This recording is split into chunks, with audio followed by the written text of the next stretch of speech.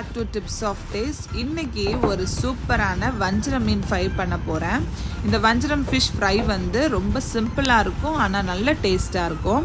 இது பண்றதுக்கு ஃபர்ஸ்ட் ஒரு மசாலா பேஸ்ட் ரெடி பண்ணிக்கலாம். அந்த பேஸ்ட் ரெடி பண்றதுக்கு 1/2 ஸ்பூன் மஞ்சள்தூள், 1 ஸ்பூன் கொத்தமல்லி தூள், 1 spoon chilli powder, 1/2 spoon Kashmiri chilli, 1 spoon ஜீரகத்தூள், கொஞ்சமா பெப்பர் க்ரஷ் பண்ணிக்கிறேன்,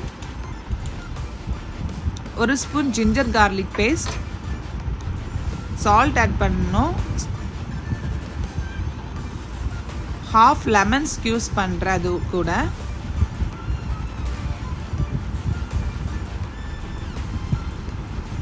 கொஞ்சமாக ஆயில் ஆட் பண்ணிக்கலாம். இது ஒரு பேஸ்ட் கன்சிஸ்டன்சிக்கு நம்ம வந்து நல்லா மிக்ஸ் பண்ணிக்கலாம். இருந்துச்சு அப்படின்னா மீனோட மசாலா நல்லா ஒட்டி பிடிக்கும். இந்த மசாலாவை மீனோட 2 பக்கத்துலேயும் நல்லா அப்ளை பண்ணிக்கலாம். இது வந்து 15 to 20 minutes நான் இன்றைக்கி மேரினேட் பண்ணேன். நீங்கள் வந்து ஒரு 1 hour மேரினேட் பண்ணிங்க அப்படின்னா இன்னும் நல்லா டேஸ்ட்டாக இருக்கும். மசாலா நல்லா ஃபிஷ்ஷோட சேர்ந்து கலந்துரும். மீதம் இருக்க மீன்லேயும் இதே மாதிரி மசாலாவை நம்ம நல்லா கோட் பண்ணிக்கலாம்.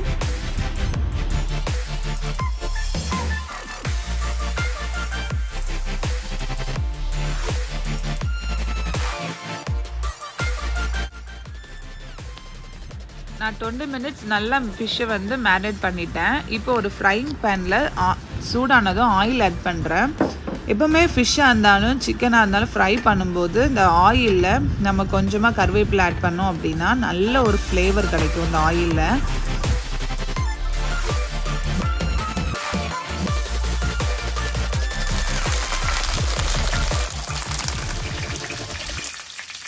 இப்போ ஃபிஷ்ஷு 1 by 1 நம்ம ஆட் பண்ணிக்கலாம்.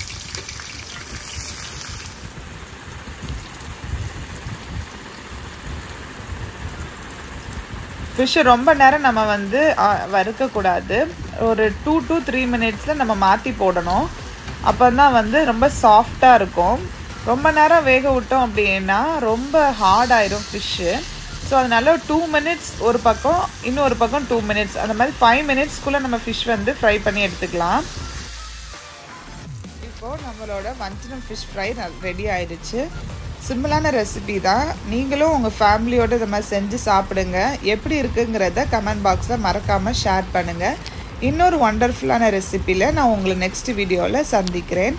Until then, bye from Anita Lenin, Tips of Taste.